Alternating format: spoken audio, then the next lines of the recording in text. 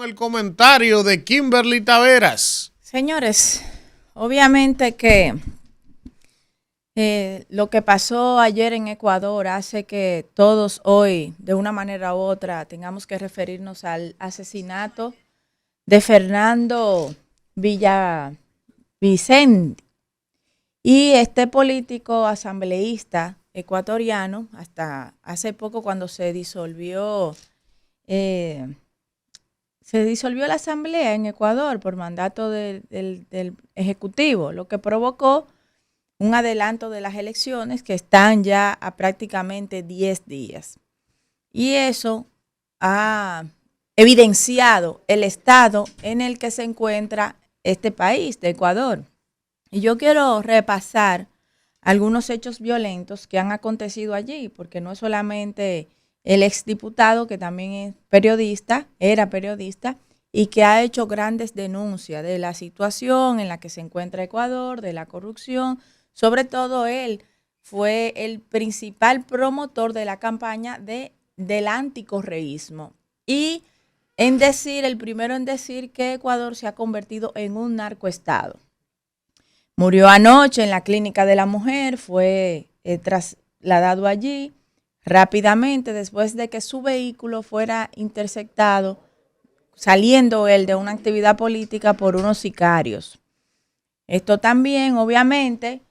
deja mucho que decir del uso del sicariato a que están siempre al servicio de las organizaciones criminales y que logran materializar sus objetivos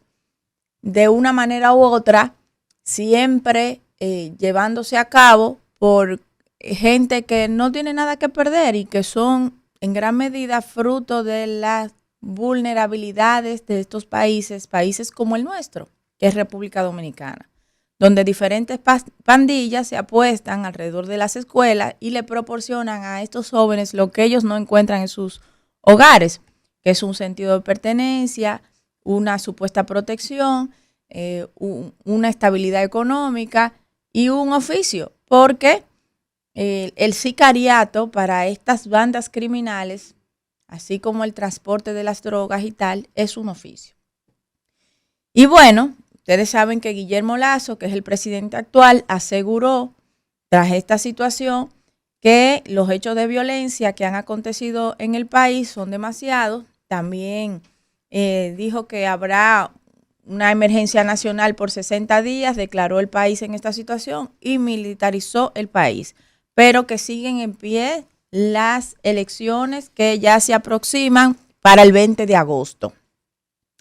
en poco más de 10 días.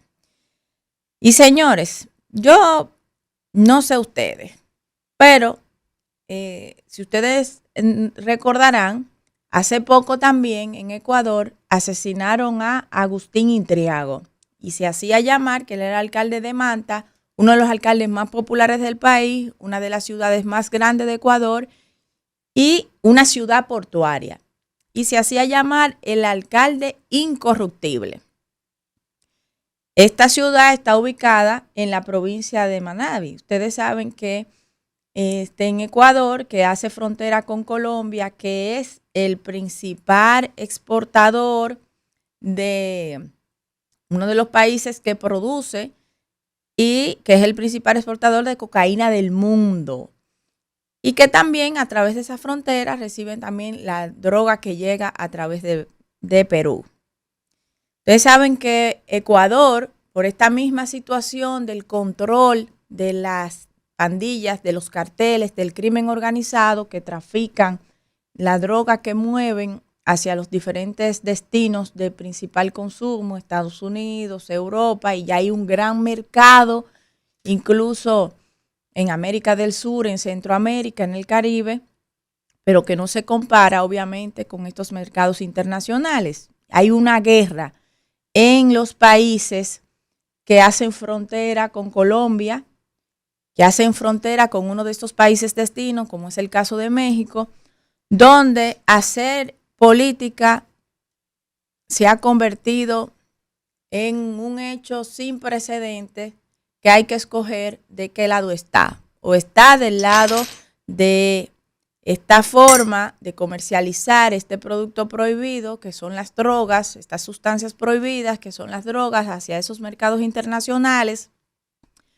o enfrentar este tráfico. Entonces usted está o de un lado o del otro. Como toda la actividad ilícita, cuando se lleva a cabo, que está exenta de impuestos, no está regulada, genera muchas cantidades de dinero. Cantidades que sirven no solamente para poder financiar su operación y pagar cualquier peaje, como ellos le llaman, a cualquier autoridad y corromperla, sino que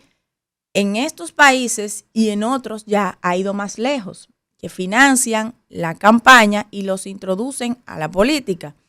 volviendo la política cada vez más violenta y cada vez más peligrosa, lo que hace que muchos ciudadanos honestos se pregunten si vale la pena competir.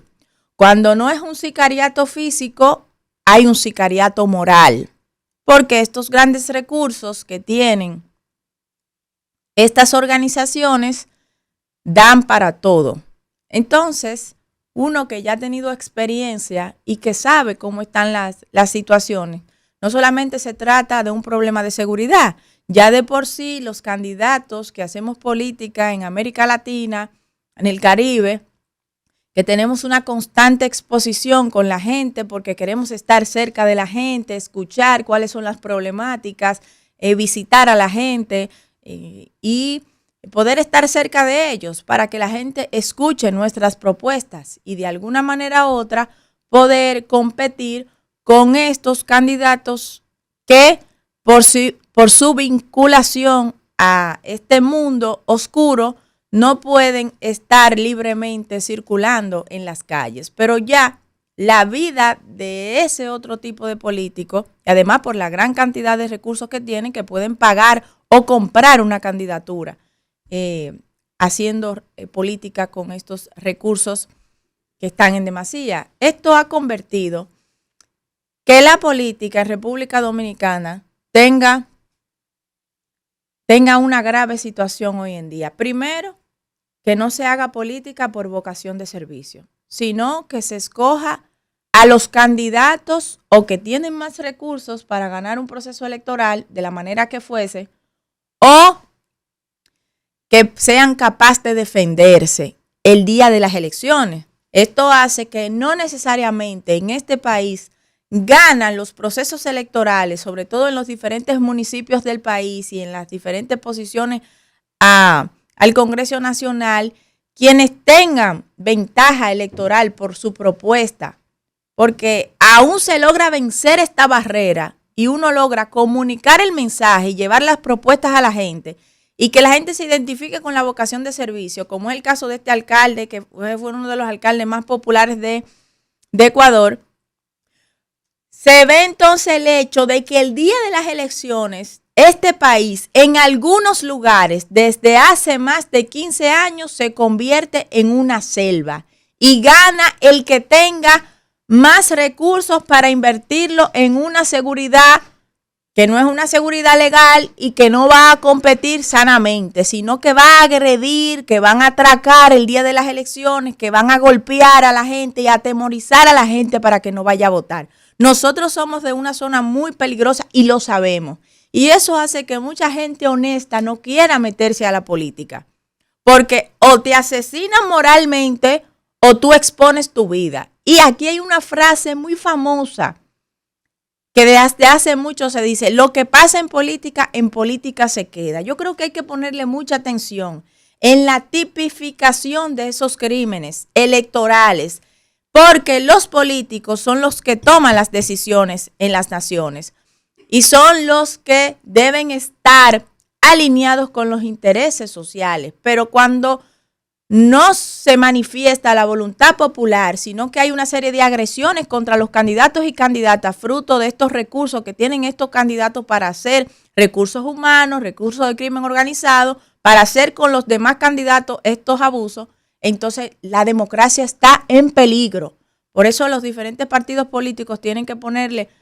ojo visor a proteger a los perfiles que tienen verdadera vocación de servicio frente a esta incorporación del crimen organizado en la política. Mañana nosotros entonces seguiremos con nuestro análisis. Muchas gracias.